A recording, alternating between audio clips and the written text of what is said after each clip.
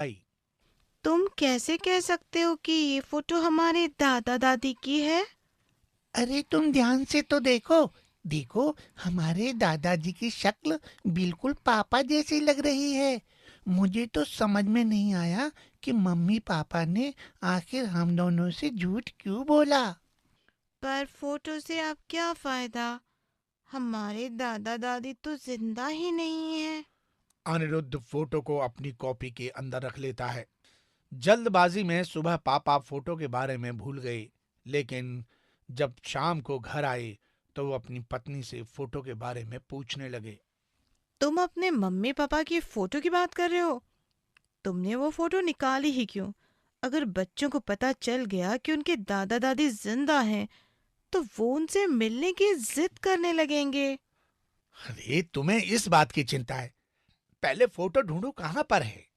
अनुष्का, जो अपने mummy papa के कमरे में किसी काम से आ रही थी, मम्मी पापा की बात सुनकर हैरान हो गई और तुरंत भागकर उसने ये बात अपने भाई को बता दी। इसका मतलब मम्मी पापा ने हमसे झूठ बोला। हमारे दादा दादी जिंदा हैं, लेकिन उन्होंने झूठ क्यों बोला?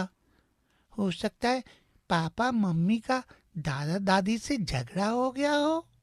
फिर तो भाई हम दोनों को मिलकर इन लोगों के बीच में सुलह करनी चाहिए। दोनों बहन भाई चुपचाप डिनर कर अपने कमरे में चले जाते हैं, लेकिन उन्हें नींद नहीं आ रही थी।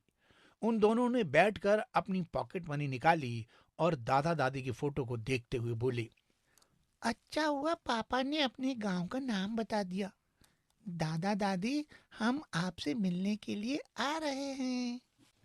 आप लोगों के बीच में जो भी झगड़ा हुआ होगा, अब हम लोगों की वजह से वो खत्म हो जाएगा और आप दोनों भी हमारे साथ रहेंगे। अगले दिन सुबह वो लोग स्कूल बस में बैठे, स्कूल के बाहर उतरे, लेकिन वहां से उन लोगों ने दूसरी बस पकड़ी और अपने गांव की तरफ चल दिए। 4 घंटे का लंबा सफर करने के बाद वो अपने गांव पहुंच गए। उन्हें अपने दादा दादी का नाम ही नहीं पता था, इसलिए वहां जाकर वो दोनों परेशान हो गई। फिर उन्होंने एक बुजुर्ग आदमी से पूछा, मेरे दादा दादी इसी गांव में रहते हैं, पर मुझे उनका नाम नहीं पता। मेरे पापा का नाम पवन है। अच्छा अच्छा, तुम पवन के बेटे हो। बड़ा नालायक निकला। बुढ़ापे में अपने माँ बाप को बेसहारा छोड़कर चला गया। चलो बच्चों, मैं तुम दोनों को घर दिखा देता हूँ।